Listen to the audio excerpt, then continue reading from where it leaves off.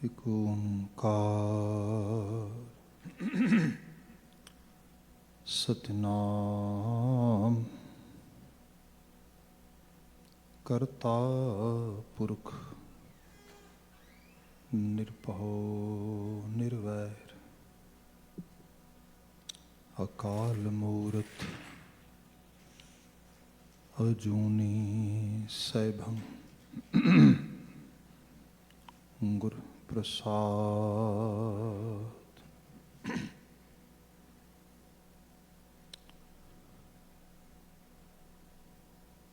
ਗਿਆਨ ਧਿਆਨ ਕਿਛ ਕਰਮ ਨਾ ਜਾਣਾ, ਨਾਹਿ ਨ ਨਿਰਮਲ ਕਰਨੀ। ਸਾਧ ਸੰਗਤ ਕੇ ਅੰਚਲ ਲਾਵੋ, ਬਿਖਮ ਨਦੀ ਜਾਏ ਤਰਨੀ। ਸਤਿਨਾਮ ਵਾਹਿਗੁਰੂ ਸਾਹਿਬ ਜੀਓ। ਮਾਂਝ ਮਹਲਾ ਤੀਜਾ।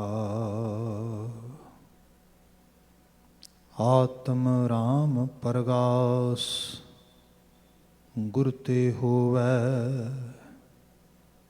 ਹਉ ਮੈਂ ਮੈਲ ਲਾਗੀ ਗੁਰ ਸ਼ਬਦੀ ਹੋਵੈ। ਆਤਮ ਰਾਮ ਪਰਗਾਸ ਗੁਰ ਤੇ ਹੋਵੈ, ਹਉ ਮੈਂ ਮੈਲ ਲਾਗੀ ਗੁਰ ਸ਼ਬਦੀ ਹੋਵੈ। ਮਨ ਨਿਰਮਲ ਅਨਦਿਨ ਭਗਤੀ ਰਾਤਾ, ਭਗਤ ਕਰੇ ਹਰ ਪਾਵਣਿਆ। ਹਉ ਵਾਰੀ ਜਿਉ ਵਾਰੀ, ਆਪ ਭਗਤ ਕਰਨ ਅਵਰਾ ਭਗਤ ਕਰਾਵਣਿਆ। ਤਿਨਹਾ ਭਗਤ ਜਨਾ ਕਉ ਸਦ ਨਮਸਕਾਰ ਕੀਜੈ, ਜੋ ਅਨਦਿਨ ਹਰ ਗੁਣ ਗਾਵਣਿਆ। ਰਹਾਉ ਆਪੇ ਕਰਤਾ ਕਾਰਣ ਕਰਾਏ, ਜਿਤ ਪਹਾਵੈ ਤਿਤ ਕਾਰੈ ਲਾਏ। ਪੂਰੈ ਭਾਗ ਗੁਰ ਸੇਵਾ ਹੋਵੈ, ਗੁਰ ਸੇਵਾ ਤੇ ਸੁਖ ਪਾਵਣਿਆ। ਮਰ ਮਰ ਜੀਵੈ ਤਾਂ ਕਿਛ ਪਾਏ, ਗੁਰ ਪ੍ਰਸਾਦੀ ਹਰ ਮਨ ਵਸਾਏ। ਸਦਾ ਮੁਕਤ ਹਰ ਮਨ ਵਸਾਏ, ਸਹਿਜੇ ਸਹਿਜ ਸਮਾਵਣਿਆ। ਬਹੁ ਕਰਮ ਕਮਾਵੈ ਮੁਕਤ ਨ ਪਾਏ, ਦੇ ਸੰਤਰ ਭਵੈ ਦੂਜੈ ਭਾਏ ਖੁਆਏ। ਬਿਰਥਾ ਜਨਮ ਗਵਾਇਆ ਕਪਟੀ, ਬਿਨ ਸ਼ਬਦੈ ਦੁਖ ਪਾਵਣਿਆ। ਦੇਸ ਦਸੰਤਰ ਭਵੈ ਦੂਜੈ ਭਾਏ ਖੁਆਏ, ਬਿਰਥਾ ਜਨਮ ਗਵਾਇਆ ਕਪਟੀ। ਬਿਨ ਸ਼ਬਦੈ ਦੁਖ ਪਾਵਣਿਆ। ਵਾਹਿਗੁਰੂ ਜੀ ਕਾ ਖਾਲਸਾ, ਵਾਹਿਗੁਰੂ ਜੀ ਕੀ ਫਤਿਹ। ਜੁਗੋ ਜੁਗ ਅਟਲ ਸ਼ਬਦ ਸਤਿਗੁਰੂ ਧੰਨ ਧੰਨ ਗੁਰੂ ਗ੍ਰੰਥ ਸਾਹਿਬ ਜੀ, ਗੁਰੂ ਪਾਤਸ਼ਾਹ ਜੀ ਦੀ ਅਜ਼ੀਮ ਅਪਰ ਅਪਾਰ ਬਖਸ਼ਿਸ਼। ਅਸੀਂ ਸ਼ਾਮ ਸਮੇਂ ਸਤਸੰਗਤ ਮਾਣ ਰਹੇ ਹਾਂ। ਆਪ ਅਜੇ ਹੁਣੇ ਗੁਰਬਾਣੀ ਕੀਰਤਨ ਸਰਵਨ ਕਰ ਰਹੇ ਸੀ। ਉਪਰੰਤ ਜੋ ਲੜੀਵਾਰ ਗੁਰਸ਼ਬਦ ਵਿਆਖਿਆ ਹੈ, ਉਸ ਵਿੱਚ ਮਾਝ ਰਾਗ ਦਾ ਗੁਰੂ ਅਮਰਦਾਸ ਮਹਾਰਾਜ ਜੀ ਦੁਆਰਾ ਉਚਰਿਤ ਕੀਤਾ ਗਿਆ ਪਾਵਨ ਸ਼ਬਦ, ਉਸ ਦੇ ਸ਼ੁਰੂਆਤੀ 4 ਪਦੇ ਆਪ ਜੀ ਨੇ ਸਰਵਨ ਕੀਤੇ ਨੇ। ਇਸ ਪਾਵਨ ਬਚਨ ਦੀ ਵਿਚਾਰ ਬੀਤੇ ਕੱਲ੍ਹ ਤੋਂ ਪਿਛਲੇ ਰੋਜ਼ ਅਸੀਂ ਪ੍ਰਾਰੰਭ ਕੀਤੀ ਸੀ। ਈਵਨ ਦੋ ਸਾਡੇ ਕੋਲ ਵੀ have plenty of time every day, but still when we go through the detailed discussions in Guru Granth Sahib Shabds, it takes time. ਇਹ ਸਮਾਂ ਉਸ ਰੂਪ ਵਿੱਚ ਪ੍ਰਾਪਤ ਕਰਦਾ, ਉਹ ਲੈਂਦਾ ਹੈ ਸਮਾਂ। ਸੋ ਉਸ ਬਾਬਤ ਅਸੀਂ ਪਦਾ ਬਾ ਪਦਾ, ਪੰਕਤੀ ਬਾ ਪੰਕਤੀ ਵਿਚਾਰਦਿਆਂ ਹੋਇਆਂ ਸ਼ਬਦਾਂ ਦੀ ਵਿਚਾਰ ਕਰਦੇ ਹਾਂ। ਅਸੀਂ ਬਹੁਤ ਸ਼ੁਰੂਆਤੀ ਸਟੇਜ 'ਤੇ ਸ਼ਬਦ ਦੇ ਕੋਈ ਇੱਕ ਪਦਾ ਅਤੇ ਰਹਾਉ ਦਾ ਬੰਦ ਅਸੀਂ ਵਿਚਾਰਿਆ ਸੀਗਾ। ਅੱਜ ਰਹਾਉ ਦੇ ਪਦੇ ਤੋਂ ਹੀ ਇੱਕ ਨਜ਼ਰ ਪਾਉਂਦਿਆਂ ਹੋਇਆਂ ਸ਼ਬਦ ਪ੍ਰਾਰੰਭ ਕਰਦੇ ਹਾਂ। ਉਪਰੰਤ 2 ਨੰਬਰ ਬੰਦ ਤੋਂ ਵਿਚਾਰ ਅੱਗੇ ਤੋਰਾਂਗੇ। ਜੋ ਗੁਰੂਦੇਵ ਜ਼ਿਕਰ ਕਰ ਰਹੇ ਸੀ ਕਿ ਹਉ ਵਾਰੀ ਜਿਉ ਵਾਰੀ ਆਪ ਭਗਤ ਕਰਨ ਅਵਰਾ ਭਗਤ ਕਰਾਵਣਿਆ। ਹਉ ਵਾਰੀ ਜਿਉ ਵਾਰੀ, these are the pet words which are coming again and again in every ਸ਼ਬਦ, ਜਿਹਦਾ ਮਾਇਨਾ ਹੀ ਬਣ ਰਿਹਾ ਕਿ ਮੈਂ ਵਾਰਨੇ ਜਾਣਾ, ਮੈਂ ਕੁਰਬਾਨ ਜਾਣਾ। ਪਰ ਕਿੰਨਾ ਤੋਂ ਜਿਨ੍ਹਾਂ ਦੇ 'ਚ ਆਹ ਗੁਣ ਨੇ, ਜਿਹੜੇ ਇਹਨਾਂ ਖੂਬੀਆਂ ਦੀ ਮਲਕੀਅਤ ਰੱਖਦੇ ਨੇ। ਇੱਥੇ ਜਿਹੜੀ ਬਾਤ ਕੀਤੀ ਹੈ, ਆਪ ਭਗਤ ਕਰਨ ਅਵਰਾ ਭਗਤ ਕਰਾਵਣਿਆ। ਆਪ ਚੰਗਾ ਕੰਮ ਕਰਨਾ, ਦੂਜਿਆਂ ਨੂੰ ਪ੍ਰੇਰਨਾ। ਇੱਥੇ ਮਹਾਰਾਜ ਨੇ ਬਿਆਨ ਕੀਤਾ ਭਗਤੀ ਕਰਨੀ, ਦੂਜਿਆਂ ਨੂੰ ਭਗਤ ਬਣਨ ਵਾਸਤੇ ਪ੍ਰੇਰਨਾ। ਇਹ ਮਨੁੱਖੀ ਸਮਾਜਾਂ ਦੇ ਵਿੱਚ ਵਰਤਾਓ ਰਿਹਾ। ਅੱਜ ਵੀ ਤੁਸੀਂ ਦੇਖੋਗੇ ਕਿ ਜਿਹੜੀਆਂ ਚੈਰੀਟੇਬਲ ਆਰਗੇਨਾਈਜੇਸ਼ਨਸ ਹੁੰਦੀਆਂ ਨੇ, ਨਾਨ ਪ੍ਰੋਫਿਟੇਬਲ ਆਰਗੇਨਾਈਜੇਸ਼ਨਸ ਹੁੰਦੀਆਂ ਨੇ, ਉਹਨਾਂ ਨੂੰ ਬਕਾਇਦਾ ਤੌਰ 'ਤੇ ਰਿਆਇਤਾਂ ਦਿੱਤੀਆਂ ਜਾਂਦੀਆਂ ਨੇ, ਉਹਨਾਂ ਨੂੰ ਬਕਾਇਦਾ ਤੌਰ 'ਤੇ ਪਰਕਸ ਦਿੱਤੇ ਜਾਂਦੇ ਨੇ। ਕਾਹਦੇ ਵਾਸਤੇ? ਕਿਉਂਕਿ ਉਹਨਾਂ ਦਾ ਕੰਮ ਮਾਨਵ ਕਲਿਆਣ ਆ। ਹਾਲਾਂਕਿ ਉਹ ਕਰਦੀਆਂ ਨੇ, ਨਹੀਂ ਕਰਦੀਆਂ, that's a different story. But ਇਹ ਸਟੇਟ ਆਫ ਮਾਈਂਡ ਹੈ ਅਜੇ ਵੀ, ਇਹ ਮਾਈਂਡ ਸੈੱਟ ਹੈ ਅਜੇ ਵੀ ਲੋਕਾਂ ਦਾ ਇਸ ਰੂਪ ਦੇ ਵਿੱਚ ਕਿ ਇਹ ਸਾਡੇ ਭਲੇ ਵਾਸਤੇ ਹੈ, ਸਾਡੇ ਵਾਸਤੇ ਉਸ ਰੂਪ ਦੇ ਵਿੱਚ ਆ। ਮੈਂ CSC ਨਾਲ ਕਾਫੀ ਸਮੇਂ ਤੋਂ ਇਨਵੋਲਵ ਹੈਗਾ। ਉੱਥੇ ਸਾਡੇ ਬਹੁਤ ਸਾਰੇ ਪ੍ਰੋਗਰਾਮਸ ਹੁੰਦੇ ਨੇ, ਜਿਵੇਂ resort of justice, how to actually ਜਿਹੜਾ ਹੈਗਾ ਅਸੀਂ ਜਿਹਨੂੰ ਕਹਿੰਦੇ ਹੈਗੇ ਹਾਂ ਕਿ ਰਿਵਾਈਵ ਆਵਰ ਸਪਿਰਿਚੁਅਲਿਟੀ, ਇਸ ਕਿਸਮ ਦੀਆਂ ਚੀਜ਼ਾਂ। ਅਤੇ ਉਹ ਸਾਰੇ ਮੋਸਟਲੀ ਪ੍ਰੋਗਰਾਮ ਜਿਹੜੇ ਹੁੰਦੇ ਨੇ ਉਹ ਚੈਪਲ ਦੇ ਹੁੰਦੇ ਨੇ। ਚੈਪਲ ਉਹਨਾਂ ਦਾ ਕ੍ਰਿਸਚੈਨਿਟੀ ਦੀ ਲੈਂਗੁਏਜ ਵਿੱਚ ਉਹਨਾਂ ਦਾ ਧਰਮ ਮੰਦਰ ਕਹਿ ਲਓ, ਉਸ ਰੂਪ ਵਿੱਚ। ਵੈਸਟਰਨਾਈਜ਼ ਮਾਡਲ ਦੇ ਵਿੱਚ ਜਾਂ ਨਾਰਥ ਅਮੈਰੀਕਨ ਮਾਡਲ ਦੇ ਵਿੱਚ ਜਦੋਂ ਸੁਸਾਇਟੀ ਜਿਹੜੀ ਹੈਗੀ ਹੈ ਉਹ ਸੈਕੂਲਰ ਹੋ ਗਈ ਹੈ, ਭਾਵੇਂ ਨਾ ਚੈਪਲ ਹੀ ਹੈ ਪਰ ਉਹ ਸਾਰਿਆਂ ਦਾ ਸਾਂਝਾ ਹੈ। ਉੱਥੇ ਜ਼ਰੂਰੀ ਨਹੀਂ ਕਿ ਇੱਕ ਬਿਲਡਿੰਗ ਦਾ ਨਾਂ ਆ, ਪਰ ਬਿਲਡਿੰਗ ਦੇ ਵਿੱਚ ਹਰ ਤਰ੍ਹਾਂ ਦੀ ਐਕਟੀਵਿਟੀ ਇਨਵੋਲਵ ਜਿਹੜੀ ਹੈ ਉਹ ਉੱਥੇ ਅਲਾਓ ਹੋਏਗੀ ਉਸ ਰੂਪ ਦੇ ਅੰਦਰ। ਅਤੇ ਇੱਥੇ ਪਤਾ ਇਹ ਲੱਗਦਾ ਕਿ CSC ਇੰਨਾ ਬਜਟ ਖਰਚਦੀ ਹੈ, ਸਭ ਚੀਜ਼ਾਂ ਕਰਦੀ ਹੈ, ਕਾਹਦੇ ਵਾਸਤੇ? ਕਿਉਂਕਿ ਉਹਨਾਂ ਨੂੰ ਅਹਿਸਾਸ ਆ ਕਿ ਇਹ ਚੀਜ਼ ਮਨੁੱਖ ਵਾਸਤੇ ਬੜੀ ਜ਼ਰੂਰੀ ਹੈ, ਬੜੀ ਕਾਰਗਰ ਹੈ। ਸੋ ਆਪ ਭਗਤ ਕਰਨ, ਇੱਕ ਤਾਂ ਬੰਦਾ ਆਪ ਚੰਗੇ ਪਾਸੇ ਤੁਰੇ, ਅਤੇ ਫਿਰ ਇਹ ਦੂਜਿਆਂ ਲਈ ਪ੍ਰੇਰਨਾ ਬਣੇ। ਗੁਰੂ ਅਮਰਦਾਸ ਸਾਹਿਬ ਨੇ ਕਿਹਾ, ਜਿਹੜੇ ਲੋਕ ਜੋ ਮਨੁੱਖ ਇਸ ਰਾਹ 'ਤੇ ਤੁਰਦੇ ਨੇ, ਮੈਂ ਉਹਨਾਂ ਤੋਂ ਬਲਿਹਾਰ ਜਾਣਾ, ਮੈਂ ਕੁਰਬਾਨ ਜਾਣਾ ਵਾਂ। ਅਸੀਂ ਬੀਤੇ ਕੱਲ੍ਹ ਵਿਚਾਰ ਰਹੇ ਸੀ ਕਿ ਆਪ ਜਪੈ ਅਵਰੈ ਨਾਮ ਜਪਾਏ ਵਾਲੇ ਕੌਨਸੈਪਟ ਨੂੰ। ਇਹ ਗੁਰਮਤਿ ਦਾ ਸਕੂਲ ਹੈ, ਜਿਹੜੀ ਇੱਕ ਕਮਿਊਨਿਟੀ ਦੀ ਅਪਰੋਚ ਹੁੰਦੀ ਹੈ, ਉਹਦੀ ਬਾਤ ਹੋ ਰਹੀ ਹੈ। ਕਿਉਂਕਿ ਗੁਰਬਾਣੀ ਦੇ ਵਿੱਚ ਜਿਹੜੀ ਇੱਕ ਤਰ੍ਹਾਂ ਦੇ ਨਾਲ ਅਸੀਂ ਸੋਚਦੇ ਹਾਂ ਨਾ ਕਿ ਇੰਡੀਵਿਜੂਅਲ ਦੀ ਸੈਲਵੇਸ਼ਨ ਦੀ ਗੱਲ ਨਹੀਂ ਹੈ ਗੁਰਬਾਣੀ ਦੇ ਵਿੱਚ। ਗੁਰਬਾਣੀ ਦੇ ਵਿੱਚ ਜ਼ਮਾਤੀ ਮੁਕਤੀ ਹੈ। ਭਾਵ ਇੱਕ ਸਮਾਜ ਦੇ, ਇੱਕ ਕਮਿਊਨਿਟੀ ਦੇ ਲੈਵਲ 'ਤੇ ਅਸੀਂ ਆਪਣੀ ਸੈਲਵੇਸ਼ਨ ਜਿਹੜੀ ਹੈ ਉਹ ਬਾਏ ਕਰ ਸਕਦੇ ਹਾਂ, ਅਸੀਂ ਉਹਨੂੰ ਅਟੇਨ ਕਰ ਸਕਦੇ ਹੈਗੇ ਆ। ਅਤੇ ਤਾਂ ਹੀ ਹੋਏਗਾ ਜੇ ਆਪ ਜਪੈ ਅਵਰੈ ਨਾਮ ਜਪਾਏ। ਜੇ ਆਪ ਜਪਾਂਗੇ, ਹੋਰਾਂ ਨੂੰ ਪ੍ਰੇਰਨਾ ਕਰਾਂਗੇ, ਹੋਰਨਾਂ ਵਾਸਤੇ ਰਾਹ ਉਸ ਰੂਪ ਵਿੱਚ ਬਣਾਵਾਂਗੇ। ਇੱਥੇ ਗੁਰੂ ਬਾਬਾ ਜੀ ਨੇ ਬਿਆਨ ਕੀਤਾ ਹੈ ਕਿ ਆਪ ਭਗਤ ਕਰਨ ਅਵਰਾਂ ਭਗਤ ਕਰਾਵਣਿਆ। ਫਿਰ ਕਿਹਾ, ਤਿੰਨਾਂ ਭਗਤ ਜਨਾਂ ਕੋ ਸਦ ਨਮਸਕਾਰ ਕੀਜੈ। ਇਹੋ ਜਿਹੇ ਭਗਤ ਜਨਾਂ ਨੂੰ ਸਦਾ ਨਮਸਕਾਰ ਕਰੋ, ਸਦਾ ਉਹਨਾਂ ਨੂੰ ਰਿਸਪੈਕਟ ਦਿਓ, ਉਹਨਾਂ ਨੂੰ ਪ੍ਰੇਰੋ, ਉਹਨਾਂ ਨੂੰ ਜਿਹੜਾ ਹੈਗਾ ਆਪਣੇ ਵੱਲੋਂ ਇੱਜ਼ਤ ਕਰੋ, ਮਾਣ ਦਿਓ। ਉਹਦੀ ਬਾਤ ਹੋ ਰਹੀ ਹੈ। ਇਹਦੇ ਲਈ ਛੋਟਾ ਜਿਹਾ ਇਹ ਵੀ ਸਾਡਾ ਅਕਸਰ ਕੰਸਰਨ ਹੁੰਦਾ ਆ ਕਿ ਜਿਵੇਂ ਰਜਨੀਸ਼ ਦੀ ਅਸੀਂ ਕਈ ਵਾਰੀ ਗੱਲ ਕੋਟ ਕਰਦੇ ਹਾਂ। ਉਹ ਕਿਆ ਕਰਦਾ ਸੀਗਾ ਕਿ ਧਰਤੀ ਦੇ ਉੱਤੇ ਲੋਕ ਕਹਿੰਦੇ ਨੇ ਕਿ ਝੂਠ ਜਿਹੜਾ ਆ ਇਹਦੇ ਪੈਰ ਨਹੀਂ ਹੁੰਦੇ। ਝੂਠ ਸਮਾਜ ਦੇ ਕਿਸੇ ਵੀ ਹਿੱਸੇ ਵਿੱਚ ਕਦੀ ਵੀ ਆਪਣੇ ਆਪ ਨੂੰ ਕਿਤੇ ਸਟੈਂਡ ਨਹੀਂ ਕਰ ਸਕਦਾ, ਕਿਉਂਕਿ ਉਹਦੇ ਪੈਰ ਹੀ ਨਹੀਂ ਹੈਗੇ। ਉਹ ਦੁਨੀਆ ਦੀ ਰੇਸ ਵਿੱਚ ਹਾਰ ਜਾਏਗਾ, ਅੱਜ ਨਹੀਂ ਤੇ ਕੱਲ੍ਹ ਉਹਦਾ ਪਾ ਜੁਗੜ ਜਾਏਗਾ। ਉਹ ਕਹਿੰਦਾ ਨਹੀਂ, ਇਹ ਗੱਲ ਨਹੀਂ ਹੈ। ਮੈਂ ਸਮਝਦਾ ਝੂਠ ਦੇ ਪੈਰ ਨਹੀਂ, ਝੂਠ ਦੀਆਂ ਬੜੀਆਂ ਸਟਰੋਂਗ ਲੱਤਾਂ ਹੁੰਦੀਆਂ ਨੇ, ਬੜੀਆਂ ਸਟਰੋਂਗ ਜਿਹੜੀਆਂ ਲੈਗਸ ਹੁੰਦੀਆਂ ਨੇ। ਉਹ ਤੇ ਦੁਨੀਆ ਦੀ ਰੇਸ ਵਿੱਚ ਭੱਜ ਵੀ ਸਕਦਾ ਤੇ ਭੱਜ ਹੀ ਨਹੀਂ ਸਕਦਾ, ਜਿੱਤ ਸਕਦਾ, ਸਭ ਨੂੰ ਪਿੱਛੇ ਛੱਡ ਜਾਏਗਾ, ਬਸ਼ਰਤੇ ਝੂਠ ਧਰਮ ਦੇ ਨਾਂ 'ਤੇ ਬੋਲਿਆ ਜਾਏ। ਕੋਈ ਬੰਦਾ ਦਾਅਵਾ ਕਰੇ ਮੈਂ ਬ੍ਰਹਮ ਗਿਆਨੀ ਹਾਂ, ਮੈਂ ਫਲਾਂ ਹਾਂ, ਮੈਂ ਫਲਾਂ ਹਾਂ, ਕਿਹੜਾ ਕਿਸੇ ਕੋਲ ਕੋਈ ਮੈਜਰਮੈਂਟ ਆ ਚੈੱਕ ਕਰਨ ਦਾ? ਸੋ ਇਹ ਆਪੂ ਥਾਪੇ ਜਿਹਨਾਂ ਨੂੰ ਅਸੀਂ ਸੋ ਕਾਲਡ ਕਹਿੰਦੇ ਆ, ਇਹੋ ਜਿਹੇ ਗੁਰੂ ਡੰਮ ਚਲਾਉਣ ਵਾਲੇ, ਸੰਤ ਡੰਮ ਚਲਾਉਣ ਵਾਲੇ ਲੋਕ, ਤੇ ਉਹਨਾਂ ਖਿੱਤਿਆਂ ਦੇ ਵਿੱਚ ਜਿੱਥੇ ਇਲਿਟਰੇਸ਼ਨ ਸੀ ਇੱਕ ਚੀਜ਼, ਤੇ ਦੂਸਰੀ ਸ਼ਰਧਾ ਬਹੁਤ ਸੀ, ਆਸਥਾ ਦੀ ਇੰਤਹਾ ਸੀਗੀ। ਛੋਟੀਆਂ ਛੋਟੀਆਂ ਚੀਜ਼ਾਂ ਲੋਕਾਂ ਨੂੰ ਬੜਾ ਪ੍ਰਭਾਵਿਤ ਕਰਦੀਆਂ। ਆਪ ਇਸ ਤਰ੍ਹਾਂ ਅਹਿਸਾਸ ਕਰੋ ਕਿ ਲੋਕਾਂ ਨੇ ਜਿਹੜੀ ਸਪਿਰਿਚੁਅਲ ਅਚੀਵਮੈਂਟ ਆ, ਉਹਨੂੰ ਵਸਤਾਂ, ਪਦਾਰਥਾਂ, ਮਟੀਰੀਅਲਿਸਟਿਕ ਵੇ ਦੇ ਨਾਲ ਉਹਨੂੰ ਮੈਜਰ ਕਰਨਾ ਸ਼ੁਰੂ ਕਰ ਦਿੱਤਾ। ਜਿਸ ਬੰਦੇ ਦੇ ਕੋਲ ਕੁਝ ਧਨ ਜ਼ਿਆਦਾ ਆ, ਹਾਲਾਂਕਿ ਗੁਰਮਤ ਦਾ ਸਕੂਲ ਹੀ ਟੁੱਟ ਜਾਂਦਾ ਪੂਰਾ ਇਸ ਤਰੀਕੇ ਨਾਲ।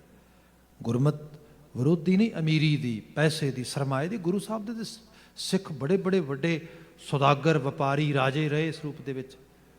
ਪਰ ਐਕਚੁਅਲ ਲੈਵਲ 'ਤੇ ਗੱਲ ਕੀ ਹੈ ਕਿ ਜਿਹੜੀ ਇਹ ਸਭ ਸਰਮਾਏਦਾਰੀ, ਸਭ ਚੀਜ਼ਾਂ ਨੇ, ਇਹਨਾਂ ਨੂੰ ਸਿਰਫ ਤੁਸੀਂ ਸਪਿਰਿਚੁਅਲ ਅਚੀਵਮੈਂਟ ਦੇ ਨਾਲ ਨਹੀਂ ਜੋੜ ਸਕਦੇ। ਜਿਸ ਲੈਵਲ 'ਤੇ ਦੇਖਦੇ ਹਾਂ ਤੇ ਮਲਕ ਭਾਗੋ ਤੇ ਭਾਈ ਲਾਲੋ ਜੀ, ਕੋਈ ਮੁਕਾਬਲਾ ਹੀ ਨਹੀਂ ਹੈਗਾ। ਅਸੀਂ ਲਾਲੋ ਦੀ ਸਤੁਤੀ ਕਰਦੇ ਹਾਂ, ਲਾਲੋ ਦੀ ਅੱਜ ਵੀ ਗੱਲ ਕਰਦੇ ਹਾਂ। ਇਸ ਤਰੀਕੇ ਨਾਲ ਦੇਖੋ, ਜੇ ਆਪਾਂ ਪੰਜਾਬ ਦੀ ਫਿਜ਼ਾ ਵਿੱਚ ਦੇਖੀਏ ਤੇ ਹਕੀਕਤ ਇਹ ਹੈ, ਪਹਿਲਾਂ ਇੱਕ ਕਲੋਨੀਅਲ ਪੀਰੀਅਡ ਵਿੱਚੋਂ ਇਹ ਸੁਸਾਇਟੀ ਲੰਘੀ, ਉਹਦੇ ਦੌਰਾਨ ਇਹੋ ਜਿਹਾ ਮਾਹੌਲ ਬਣਿਆ ਕਿ ਸੁਸਾਇਟੀ ਦੇ ਵਿੱਚੋਂ ਜਿਹੜੀ ਇਕਨੋਮਿਕ ਪਾਲਿਸੀ ਸੀਗੀਆਂ ਬ੍ਰਿਟਿਸ਼ ਦੀਆਂ, ਦੇਵਰ ਲਾਈਕ ਕਾਈਂਡ ਆਫ ਸਪੰਜ। ਉੱਥੋਂ ਜਿਹੜਾ ਹੈਗਾ ਚੱਕਦੇ ਸੀ ਸਾਰੇ ਦਾ ਸਾਰਾ, ਉਹ ਟੈਕਸ ਲਗਾ ਕੇ, ਸਭ ਕੁਝ ਲਗਾ ਕੇ, ਤੇ ਸਭ ਆਪਣੇ ਇੰਗਲੈਂਡ ਲਿਆ ਕੇ ਨਿਚੋੜ ਦਿੰਦੇ ਸੀ। ਆਪ ਅਹਿਸਾਸ ਕਰੋਗੇ, ਸਾਡੇ ਕੋਲ ਅਜੇ ਤੱਕ ਇਹੋ ਜਿਹੇ ਰਿਕਾਰਡ ਤੇ ਲਿਖਤਾਂ ਪਈਆਂ ਨੇ। ਲੋਕ ਜ਼ਮੀਨ ਵਾਹੁੰਦੇ ਸੀ, ਸਪੋਜ਼ ਕਰੋ ਕੋਈ 10 ਏਕੜ ਦੀ ਖੇਤੀ ਕਰਦਾ ਹੈ, ਤੇ ਉਸਨੇ 10 ਏਕੜ ਨਹੀਂ ਲਿਖਾਈ, ਕਿਉਂਕਿ ਜੇ 10 ਏਕੜ ਪਟਵਾਰੀ ਨੇ ਲਿਖ ਲਿਆ ਵੀ 10 ਏਕੜ ਵਿੱਚ ਝੋਨਾ ਲੱਗਾ ਸੀਗਾ, ਤੇ ਉਸ 10 ਏਕੜ ਦਾ ਉਹਨੂੰ ਟੈਕਸ, ਜਿਹਨੂੰ ਰੈਵਨਿਊ ਕਹਿ ਲਓ, ਜਿਹੜਾ ਖਾਸ ਕਰਕੇ ਮਾਮਲਾ ਆ, ਉਹ ਜਮ੍ਹਾਂ ਕਰਾਉਣਾ ਪਏਗਾ ਪਟਵਾਰੀ ਦੇ ਥਰੂ, ਲੰਬਰਦਾਰ ਦੇ ਜ਼ਰੀਏ ਕਲੈਕਟਰ ਨੂੰ, ਜਿਹਨੂੰ ਡਿਸਟ੍ਰਿਕਟ ਕਲੈਕਟਰ DC ਕਿਹਾ ਜਾਂਦਾ ਸੀਗਾ। ਉਹਨੇ ਕੀ ਕੀਤਾ, ਪਟਵਾਰੀ ਨੂੰ ਥੋੜ੍ਹੀ ਜਿਹੀ ਰਿਸ਼ਵਤ ਦਿੱਤੀ ਤੇ ਪਟਵਾਰੀ ਨੂੰ ਕਿਹਾ ਤੂੰ ਇੱਕ ਕੰਮ ਕਰ, ਤੂੰ ਲਿਖ ਦੇ 5 ਏਕੜ, ਹੈ ਕਿ 10 ਏਕੜ ਆ, ਪਰ ਉਹ ਕਹੇਗਾ ਵੀ ਮਲਕੀਅਤ ਤੇ ਤੇਰੀ 10 ਏਕੜ ਦੀ ਹੈ ਤੇ 5 ਏਕੜ, ਉਹ ਕਹਿੰਦੇ 5 ਏਕੜ ਲਿਖ ਦੇ ਕਿ that is not actually fertile, ਉਹ ਚੰਗੀ ਨਹੀਂ, ਕਲਰ ਆ, ਇਸ ਤਰੀਕੇ ਨਾਲ ਲਿਖ ਦਿੱਤੇ। ਇਸ ਰੂਪ ਦੇ ਵਿੱਚ ਕਰਕੇ ਜਦੋਂ ਸਾਡੇ ਲੋਕ ਪਾਰਟੀਸ਼ਨ ਤੋਂ ਬਾਅਦ ਇੱਧਰ ਆਏ, ਖਾਸ ਕਰਕੇ ਸਿੱਖ, ਜਦੋਂ ਪੰਜਾਬ ਵੰਡਿਆ ਗਿਆ, ਤੇ ਆਪ ਹੈਰਾਨ ਹੋਵੋਗੇ, ਮੈਂ ਤੇ ਕੁਝ ਮੋਟਾ ਮੋਟਾ ਜਿਹਾ ਰਿਕਾਰਡ ਜਿਹੜਾ ਪੜ੍ਹਿਆ ਸੀਗਾ, ਉਹ 'ਚ ਪਤਾ ਲੱਗਾ ਸੀਗਾ ਕਿ ਕੋਈ 52 ਲੱਖ 52 ਲੱਖ ਇੱਕ ਜਿਹੜਾ ਹੈਕਟੇਅਰ ਇਲਾਕਾ ਹੈ, ਇਹ ਛੱਡ ਕੇ ਆਏ ਸੀਗੇ, ਤੇ ਜਿਹੜਾ ਇਹਨਾਂ ਨੂੰ ਮਿਲਿਆ ਸੀਗਾ ਉਹ ਲੈਸ ਦੈਨ 40 ਸੀਗਾ। ਤੇ ਉਹਦੇ ਵਿੱਚ ਵੀ ਜੇ ਸਹੀ ਕੈਲਕੂਲੇਸ਼ਨ ਕੀਤੀ ਜਾਏ ਤੇ ਉਹ 60 ਤੋਂ ਉੱਤੇ ਚਲਾ ਜਾਂਦਾ, ਕਿਉਂਕਿ ਵੱਡਾ ਹਿੱਸਾ ਉਹ ਸੀਗਾ ਜਿਹੜਾ ਲੋਕਾਂ ਨੇ ਇਸ ਤਰ੍ਹਾਂ ਹੀ ਲਿਖਾਇਆ ਸੀਗਾ ਕਿ ਨਹੀਂ ਨਹੀਂ ਅਸੀਂ ਇਹ ਸਭ ਕਰਦੇ ਨਹੀਂ ਹੈਗੇ, ਵਾਹੁੰਦੇ ਨਹੀਂ ਹੈਗੇ। ਉਹਦਾ ਕਾਰਨ ਇਹ ਸੀਗਾ ਕਿਉਂਕਿ ਬ੍ਰਿਟਿਸ਼ ਪਾਲਿਸੀ ਸੀਗੀਆਂ ਤੇ ਉਹ ਲਗਾਤਾਰ ਟੈਕਸ ਦੇ ਜ਼ਰੀਏ ਪੈਸੇ ਉਗਰਾ ਰਹੇ ਸੀ ਸਭ। ਉਸ ਤੋਂ ਬਾਅਦ ਪਾਵਰ ਟਰਾਂਸਫਰ ਹੋ ਗਈ, ਕੁਝ ਇੱਕ ਡੈਮੋਕ੍ਰੇਸੀ ਦਾ ਮਾਡਲ ਆ ਗਿਆ, ਤੇ ਉਹ ਡੈਮੋਕ੍ਰੇਸੀ ਦਾ ਮਾਡਲ ਵੀ ਇਸ ਤਰ੍ਹਾਂ ਦਾ ਸੀਗਾ ਜਿਹਦੇ ਬਾਰੇ ਆਪਨੇ ਸ਼ਾਇਦ ਕਦੀ ਇਹੋ ਜਿਹੀ ਬਾਤ ਕਦੀ ਸੁਣੀ ਹੋਏ। ਉਹਦੇ 'ਚ ਹੁੰਦਾ ਇਹ ਹੈ ਕਿ ਇੱਕ ਬੜਾ ਉਮਦਾ ਮਿਸਾਲ ਕਿਸੇ ਨੇ ਲਿਖੀ ਸੀ ਲਿਖਾਵਟ ਵਿੱਚ।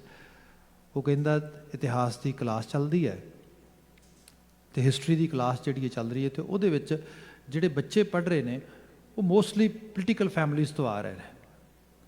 ਜਿਹੜਾ ਟੀਚਰ ਆ ਉਹ ਉਹਨਾਂ ਨੂੰ ਪੁੱਛਦਾ ਹੈ ਵੀ ਅੱਛਾ ਵੀ ਸਵਾਲ ਇਹ ਹੈ ਜਿਹਦਾ ਜਵਾਬ ਦੇਣਾ ਤੁਸੀਂ ਕਿ ਅਕਬਰ ਦੇ ਬਾਪ ਦਾ ਨਾਂ ਕੀ ਸੀਗਾ?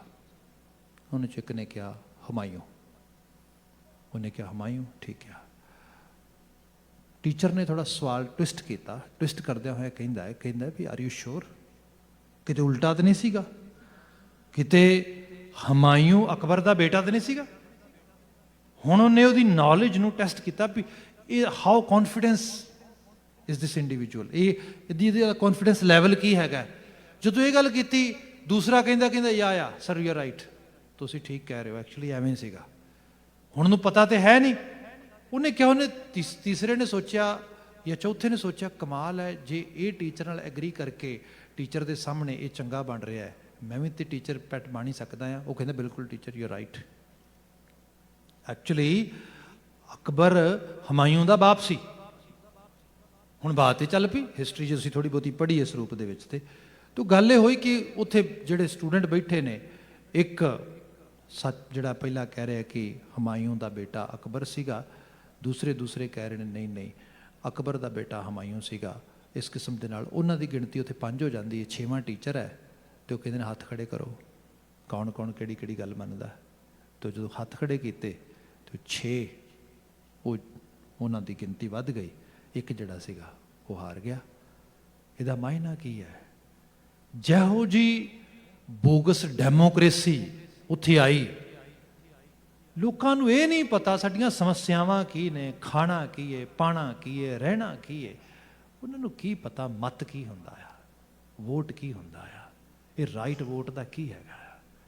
ਸੋ ਇੱਕ ਅਜੀਬ ਹਾਲਤ ਉਹ ਸਾਰੀ, ਉਹਦੇ ਵਿੱਚੋਂ ਇੱਕ ਐਸੀ ਮਤਲਬ ਸਿਚੁਏਸ਼ਨ ਬਣੀ, ਮਤਲਬ ਲੁੱਟ ਦੀ ਇੰਤਹਾ ਸਭ ਰੂਪ ਦੇ 'ਚ। ਇਕਨੋਮਿਕਲੀ ਲੋਕੀ ਡੇ ਬਾਈ ਡੇ ਡਾਊਨ ਹੁੰਦੇ ਗਏ। ਹਾਂ, ਇੱਕ ਅਲੀਟ ਵੱਧ ਆ ਗਿਆ।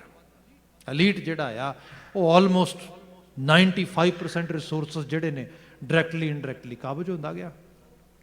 ਹਾਂ, ਕੁਝ ਸਾਧਨ ਆਲੇ ਦੁਆਲੇ ਮਿਲਦੇ ਗਏ। ਛੋਟਾ ਜਿਹਾ ਹਿੱਸਾ, ਇੱਕ ਜਿਹਨੂੰ ਕਿਹਾ ਜਾਏ ਕਿ ਲੋਅਰ ਮਿਡਲ ਕਲਾਸ ਦੇ ਰੂਪ ਵਿੱਚ ਉੱਭਰਨਾ ਸ਼ੁਰੂ ਹੋਇਆ, ਜਿਹਦੇ ਕੋਲ ਵੀ ਬਹੁਤਾ ਕੁਛ ਹੈ ਨਹੀਂਗਾ, ਪਰ ਉਹਦੇ ਵਿੱਚ ਵੀ ਸੀਗਾ ਵੀ ਚਲੋ ਲੋਅਰ ਮਿਡਲ ਕਲਾਸ, ਕੁਝ ਸੋਰਸਿਸ ਸੀਗੇ। ਆਪ ਨੇ ਸ਼ਾਇਦ ਕਦੀ ਦੌਰ ਦੇਖਿਆ ਹੋਏ, ਉਹ ਦੌਰ ਜਦੋਂ ਕਿਸੇ ਦੇ ਘਰ ਇੱਕ ਟੈਲੀਫੋਨ ਲੱਗ ਜਾਣਾ ਇੱਕ VVIP ਸਟੇਟਸ ਹੋ ਜਾਂਦਾ ਸੀਗਾ। ਇੰਨਾ ਮੁਲਕਾਂ ਤੁਸੀਂ ਆ ਕੇ ਇਹ ਸਭ ਚੀਜ਼ਾਂ ਨੂੰ ਕਿਸੇ ਹੋਰ ਲੈਵਲ ਤੇ ਦੇਖੋਗੇ ਉਸ ਰੂਪ ਵਿੱਚ। ਇੱਥੇ ਹੋਇਆ ਕਿ ਉਹ ਡਾਕਟਰ ਮਨਮੋਹਨ ਸਿੰਘ ਨੇ ਇੱਕ ਮੰਡੀ ਖੋਲ੍ਹ ਦਿੱਤੀ ਤੇ ਉਹ ਸਭ ਚੀਜ਼ਾਂ ਬਦਲੀਆਂ। ਤਾਂ ਅਦਰਵਾਈਜ਼ ਉੱਥੇ ਤਾਂ ਹਾਲਤ, ਮੈਂ ਤਾਂ ਉਹ ਵੀ ਦੌਰ ਦੇਖਿਆ ਬੜੀ ਛੋਟੀ ਜਿਹੀ ਏਜ 'ਚ, ਜਦੋਂ ਕਿਤੇ ਮੋਟਰਸਾਈਕਲਸ ਲੋਕਾਂ ਨੇ ਖਰੀਦਣੇ ਹੁੰਦੇ ਸੀ, 2 ਵੀਲਰ ਵਹੀਕਲ, ਤੇ ਬਲੈਕ ਚੱਲਦੀ ਹੁੰਦੀ ਸੀ 6-6 ਮਹੀਨੇ ਦੀ।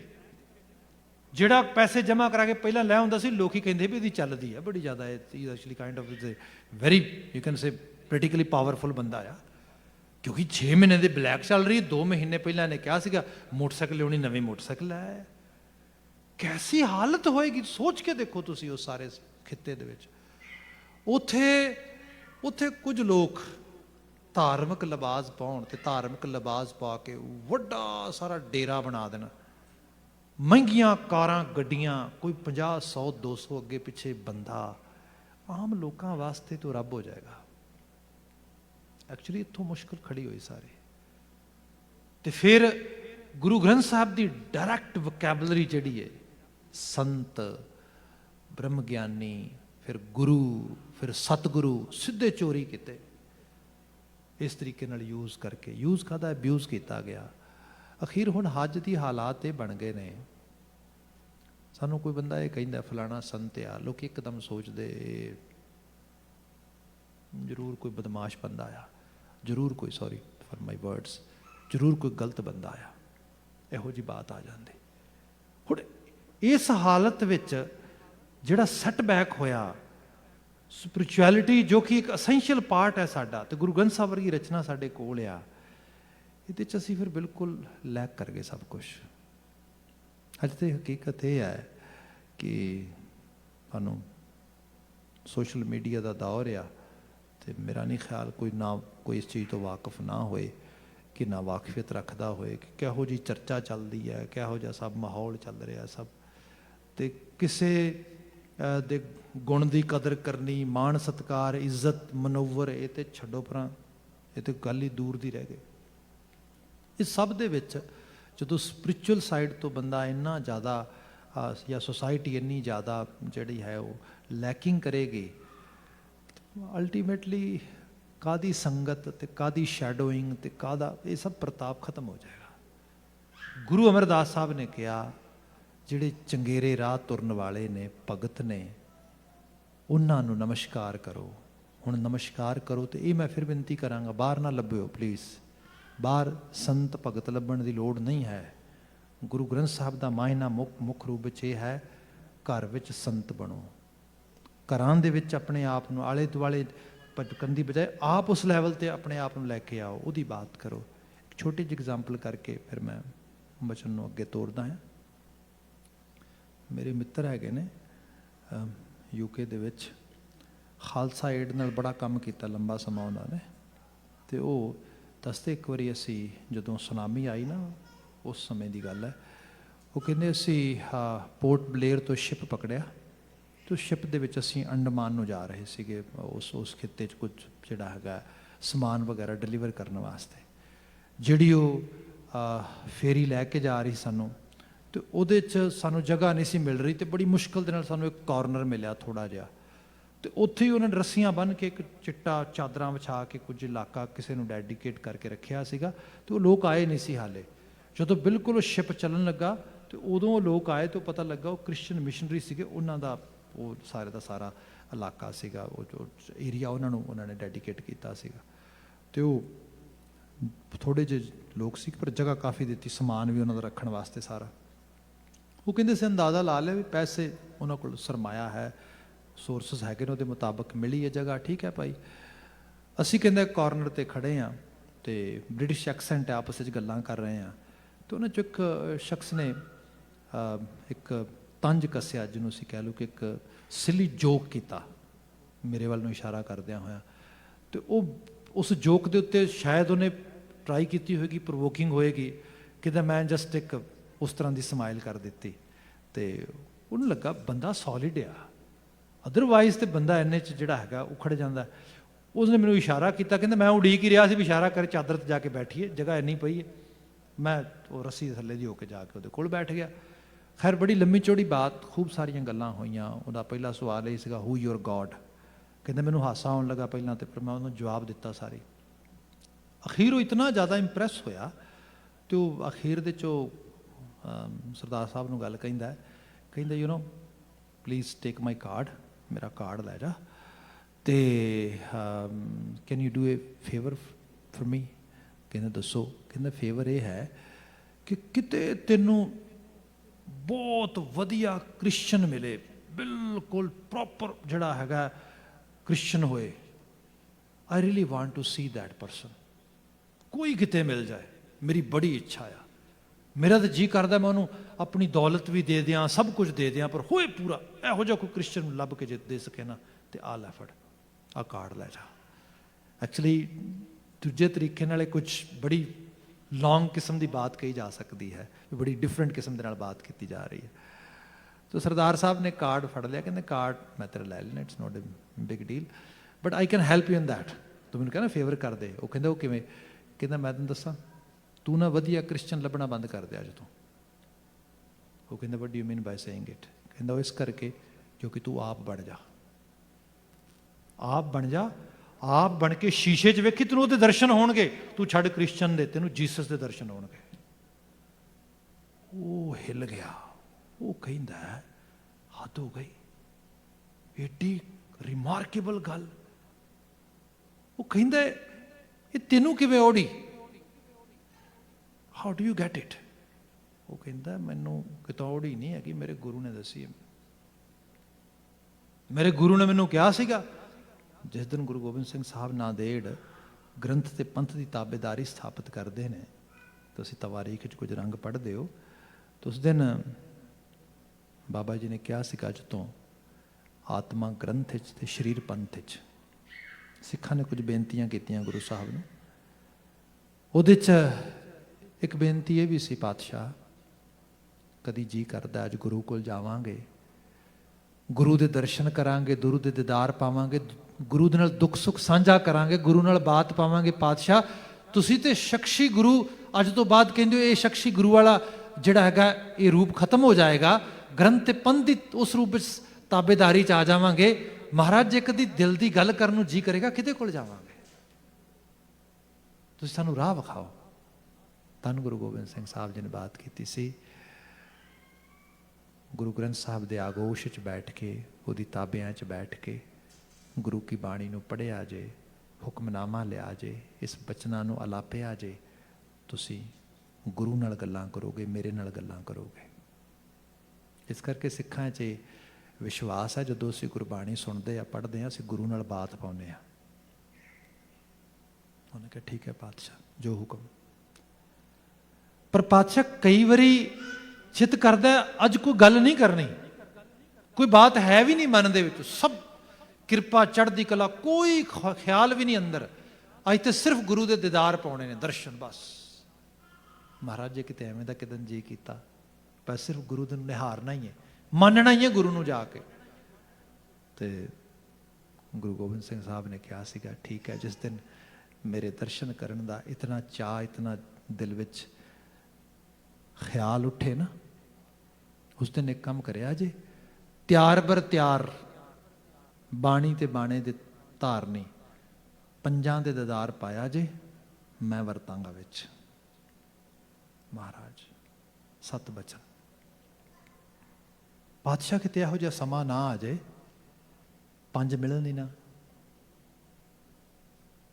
ਅਸੀਂ ਪੰਜ ਲੱਭ ਹੀ ਨਾ ਸਕੀਏ, ਫਿਰ ਗੁਰੂ ਸਾਹਿਬ ਨੇ ਕਿਹਾ ਕੋਈ ਗੱਲ ਨਹੀਂ, ਤਿਆਰ ਬਰ ਤਿਆਰ ਹੋਵੇ ਬਾਣੀ ਬਾਣੇ ਦਾ ਧਾਰ ਨਹੀਂ, ਇੱਕ ਹੋਏ ਉਹਦੇ ਵਿੱਚ ਵਰਤਾਂਗਾ, ਉਹਨੂੰ ਵੇਖਿਆ ਜਾਏ। ਮਹਾਰਾਜ ਐਸਾ ਸਮਾਂ ਨਾ ਆਵੇ, ਇੱਕ ਵੀ ਨਾ ਹੋਏ, then where to go? ਫਿਰ ਕਿੱਥੇ ਜਾਵਾਂਗੇ? ਤੇ ਫਿਰ ਕਿਹਾ ਗਿਆ ਸੀਗਾ, ਸਿੱਖ ਜੀ ਆਪ ਰਹਿਣੀ ਰਹਿਤ ਦਾ ਪਰਪੱਕ ਹੋਈ, ਬਾਣੀ ਬਾਣੇ ਦਾ ਧਾਰ ਨਹੀਂ ਹੋਈ, ਤੇ ਫਿਰ ਸ਼ੀਸ਼ੇ ਦੇ ਮੂਹਰੇ ਖੜਾ ਹੋਈ, ਸ਼ੀਸ਼ੇ ਵਿੱਚੋਂ ਵੇਖੀ, ਤੈਨੂੰ ਤੂੰ ਨਹੀਂ ਦਿਸੇਗਾ, ਮੈਂ ਦਿਸਾਂਗਾ। That is my Guru's actually message. ਸਰਦਾਰ ਸਾਹਿਬ ਮੈਨੂੰ ਦੱਸਦੇ, ਕਹਿੰਦੇ his eyes were swimming in water and he couldn't say any word to me, but I can understand what was going on inside him. ਦੇਖੋ ਗੱਲ ਇਹ ਹੈ, ਸੱਤ ਨੂੰ ਨਮਸਕਾਰ ਹੈ ਤੇ ਸੱਤ ਮਰਦਾ ਨਹੀਂਗਾ। ਜਿੱਥੇ ਵੀ ਬੰਦੇ 'ਚ ਸ਼ੁਭਨਾ ਹੈ, ਸ਼ੁਭਤਾ ਹੈ, ਜੀਵਨ ਦੇ ਸ਼ੁਭ ਗੁਣ ਨੇ, ਉਹਦਾ ਮਾਣ ਹੋਏਗਾ, ਤੇ ਉਹਦਾ ਮਾਣ ਕਰਨਾ ਬਣਦਾ ਹੈ। ਤੁਸੀਂ ਕਿਸੇ ਸਿੱਖ ਨੂੰ ਫਤਿਹ ਬੁਲਾਉਂਦੇ ਹੋ, ਤੁਸੀਂ ਗੁਰਦੁਆਰਾ ਸਾਹਿਬ ਆਉਂਦੇ ਹੋ, ਕਿਤੇ ਗੁਰੂ ਕੇ ਕਿਸੇ ਸਿੱਖ ਨੂੰ ਉਸ ਰੂਪ ਵਿੱਚ ਪਿਆਰ ਸਤਿਕਾਰ ਦਿੰਦੇ ਹੋ, ਤੇ ਬੱਚਾ ਪੁੱਛਦਾ ਆ, why are you being that much respect to him or her or that way? ਉਹਨੂੰ ਦੱਸੋ, ਇਹ ਰਿਸਪੈਕਟ ਕਲਬੂਤ ਦੀ ਨਹੀਂ ਹੈ, ਇਹ ਸਰੀਰ ਦੀ ਨਹੀਂ ਹੈ, ਇਹ ਕੱਪੜੇ ਦੀ ਵੀ ਨਹੀਂ ਹੈ,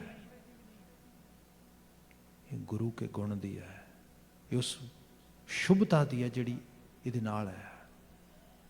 ਇਹ ਜ਼ਿੰਮੇਵਾਰੀ ਵੀ ਸਾਡੀ ਸਾਰਿਆਂ ਦੀ ਹੈ। ਗੁਰੂ ਅਮਰਦਾਸ ਸਾਹਿਬ ਨੇ ਬਿਆਨ ਕੀਤਾ ਹੈ, ਮਹਾਰਾਜ ਕਹਿੰਦੇ, ਤਿੰਨ ਭਗਤ ਜਨਾਂ ਕੋ ਸਦ ਨਮਸਕਾਰ। ਇਹੋ ਜਿਹੇ ਭਗਤ ਜਿਨ੍ਹਾਂ ਨੂੰ ਮੈਂ ਨਮਸਕਾਰ ਕਰਦਾ, ਡੰਡੌਤ ਕਰਦਾ ਆ।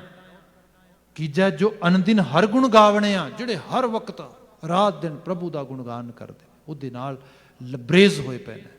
ਰਹਾਉ ਦਾ ਪਦਾ ਆ।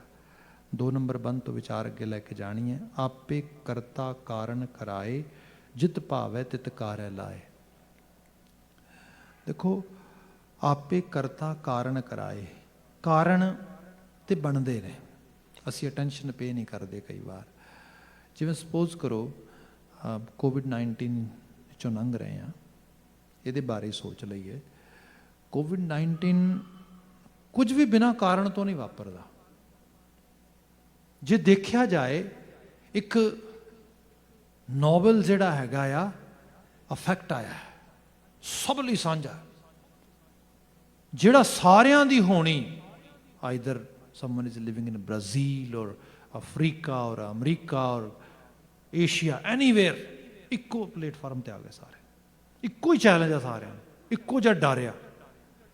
ਇੱਕ ਤਰੀਕੇ ਦੇ ਨਾਲ ਇਹਨੇ ਸਾਨੂੰ ਦੱਸਿਆ ਸਾਡੀ ਹੋਣੀ ਮਨੁੱਖਾਂ ਦੀ ਜੁੜੀ ਆਪਸ ਵਿੱਚ। ਲੋਕ ਬੜੇ ਸਮੇਂ ਦਾ ਰੌਲਾ ਪਾ ਰਹੇ ਸੀਗੇ, এনवायरमेंट ਵੱਲ ਧਿਆਨ ਦਿਓ, ਕੁਝ ਹੋਰ ਯੂਨੀਵਰਸਲ ਇਸ਼ੂਜ਼ ਨੇ, ਸਾਨੂੰ ਉਹਨਾਂ ਵੱਲ ਧਿਆਨ ਦਿਓ। ਕੋਈ ਕੇਅਰ ਨਹੀਂ ਸੀ ਕਰ ਰਿਹਾ। ਐਕਚੁਅਲੀ ਆਹ ਜਿਹੜਾ ਚੀਜ਼ ਇਹਨੇ ਦੱਸ ਦਿੱਤਾ, ਉਹ ਬੰਦਿਓ ਸਾਰਿਆਂ ਦੀ ਹੋਣੀ ਇੱਕ ਦੂਜੇ ਨਾਲ ਜੁੜੀ ਹੈ। ਐਕਚੁਅਲੀ ਇੱਕ ਲਰਨਿੰਗ ਟਾਈਮ ਆ। ਜੇ ਹੁਣ ਵੀ ਨਹੀਂ ਲਰਨ ਕਰਾਂਗੇ ਕਦੋਂ ਕਰਾਂਗੇ? ਕਾਰਨ ਤੇ ਹੈ ਆ ਸਾਹਮਣੇ ਆ। ਇਸ ਤੋਂ ਬਾਅਦ ਬੰਦੇ ਦੀ ਹੋਣੀ, ਬੰਦੇ ਦੀ ਅਪਰੋਚ, ਇਸ ਸਾਰੇ ਚੀਜ਼ ਬਾਰੇ ਬਦਲਣੀ ਚਾਹੀਦੀ ਹੈ। ਆਪ ਇੱਕ ਰੰਗ ਹੋਰ ਦੇਖੋ, ਅੱਜ ਹੀ ਮੈਂ ਕੁਝ ਜਿਹੜਾ ਹੈਗਾ ਵਰਲਡ ਦੀਆਂ ਡਿਫਰੈਂਟ ਫਾਰਮਰ ਆਰਗੇਨਾਈਜੇਸ਼ਨਸ ਦੇ ਕੁਝ ਬਿਆਨ ਪੜ੍ਹ ਰਿਹਾ ਸੀਗਾ, ਪੰਜਾਬ ਦੇ ਵਿੱਚ ਜਿਹੜਾ ਬਿੱਲ ਚੇਂਜ ਕੀਤਾ ਉਹਦੇ ਬਾਰੇ। And they were actually expressing their worries and they were condemning what the government was doing without the actually ਜਿਹੜਾ ਹੈਗਾ ਉਹਨਾਂ ਦੀ ਪਰਮਿਸ਼ਨ ਤੇ ਉਹਨਾਂ ਦੀ ਵਿਲ ਤੋਂ ਬਿਨਾਂ ਇਹਦੇ ਬਾਬਤ। ਤੇ ਇਹ ਸੱਚ ਆ, ਅੱਜ ਸਾਰੀ ਦੁਨੀਆ ਇੱਕ ਦੂਜੇ ਨਾਲ ਜੁੜੀ ਹੈ, ਇੱਕ ਦੂਜੇ ਦੇ ਸਰੂਪ ਦੇ ਵਿੱਚ ਆ। ਤੇ ਇੱਕ ਪਾਸੇ ਕਿਹਾ ਜਾ ਰਿਹਾ ਹੈ, ਈਵਨ ਇਸ ਚੀਜ਼ ਨੂੰ ਇਸ ਤਰ੍ਹਾਂ ਦੇਖੋ, ਮੈਂ ਜੋ ਹੁਣ ਡੈਮੋਕ੍ਰੇਸੀ ਦੀ ਗੱਲ ਕੀਤੀ, ਡੈਮੋਕ੍ਰੇਸੀ ਸਿਰਫ ਇੱਕ ਪੋਲੀਟੀਕਲ ਐਕਸਰਸਾਈਜ਼ ਨਹੀਂ ਹੈ, ਇਹ ਹਰ ਲੈਵਲ ਤੇ ਹੈ। ਜਿਹੜੀ ਇਕਨੋਮਿਕ ਡੈਮੋਕ੍ਰੇਸੀ ਹੈ ਉਹਦੀ ਗੱਲ ਵੀ ਹੋਏ। ਇਹ ਕਿਵੇਂ ਹੋ ਸਕਦਾ ਹੈ ਕਿ ਵੈਸੇ ਤਾਂ ਅਸੀਂ ਕਹਿੰਦੇ ਹਾਂ ਕਿ ਜੀ ਸਾਰਿਆਂ ਨੂੰ ਇੱਕੋ ਜਿਹੇ ਹੱਕ ਨੇ, ਜੀ ਸਾਰਿਆਂ ਨੂੰ ਵੋਟ ਦਾ ਹੱਕ ਹੈ, ਸਾਰਿਆਂ ਨੂੰ ਫਲਾਂ ਹੱਕ ਹੈ, ਫਲਾਂ ਹੱਕ ਹੈ। ਫਿਰ ਇਹ ਕਿਵੇਂ ਹੋ ਗਿਆ? ਕੁਝ ਲੋਕ ਇੰਨੇ ਉੱਚੇ ਲੰਘ ਗਏ, ਕੁਝ ਲੋਕ ਇੰਨੇ ਨੀਵੇਂ ਰਹਿ ਗਏ। ਕੁਛ ਤੇ ਗੜਬੜ ਹੈ। ਉਹ ਜਿਹੜਾ ਇਕੁਐਲਿਟੀ ਸੀ ਉਹ ਕਿੱਥੇ ਗਈ? ਹੁਣ ਇਹ ਸਮਾਂ ਆ ਇਹਨਾਂ ਸਭ ਚੀਜ਼ਾਂ ਬਾਰੇ ਸੋਚਣ ਦੀਆਂ। ਬਾਕੀ ਬੀਇੰਗ ਏ ਸਿੱਖ ਸਾਨੂੰ ਤੇ ਸਮਝਾਇਆ ਗਿਆ ਸੀਗਾ ਕਿ ਰਾਜਾ ਪ੍ਰਜਾ ਸਮਕਰ ਮਾਰੈ, ਐਸੋ ਕਾਲ ਬਡਾਨੀ ਰੇ।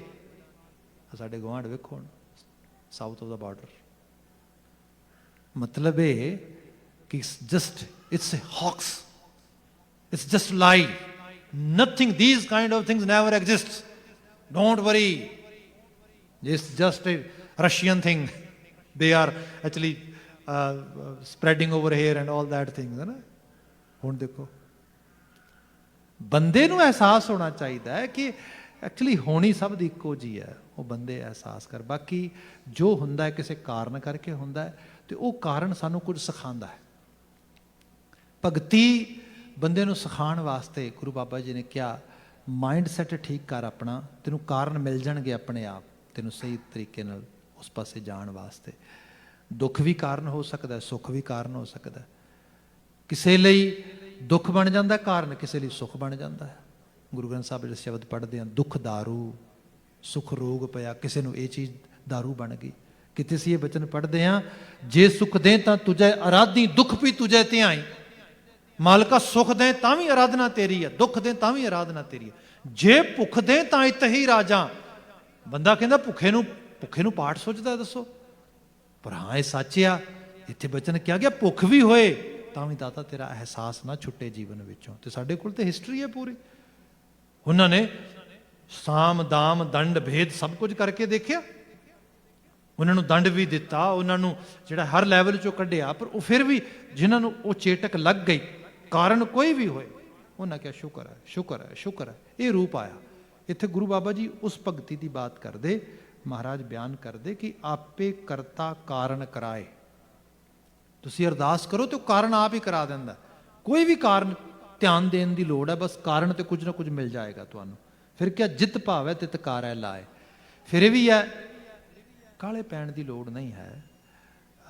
ਰੂਹਾਨੀ ਦੁਨੀਆ ਦੇ ਵਿੱਚ ਨਾ ਅਸੀਂ ਜਿਹੜਾ ਹੈਗਾ ਇੱਕਦਮ ਇਨਸਟੈਂਟ, ਇੱਕ ਯਕਦਮ ਅਸੀਂ ਰਿਜ਼ਲਟ ਚਾਹੁੰਦੇ ਹਾਂ। ਬੰਦੇ ਨੂੰ ਹੁੰਦਾ ਵੀ ਸਵੇਰੇ ਪਾਠ ਕੀਤਾ ਤੇ ਸ਼ਾਮ ਨੂੰ ਜੌਬ ਮਿਲ ਜਾਣੀ ਚਾਹੀਦੀ ਹੈ। ਵੀ ਜੇ ਸਵੇਰੇ ਪਾਠ ਕੀਤਾ ਤੇ ਸ਼ਾਮ ਨੂੰ ਜੌਬ ਨਹੀਂ ਨਾ ਮਿਲੀ, ਦੈਟ ਮੀਨ ਪਾਠ ਸ਼ਕਤੀ ਨਹੀਂ ਹੈ। ਭਾਈ ਇਹ ਮਾਈਂਡ ਸੈਟ ਜਿਹੜਾ ਹੈ, ਸਿੱਖੀ ਤੁਹਾਨੂੰ ਸਮਝਾ ਰਹੀ ਹੈ ਰਜ਼ਾ ਵਿੱਚ ਰਾਜ਼ੀ ਰਹਿਣਾ।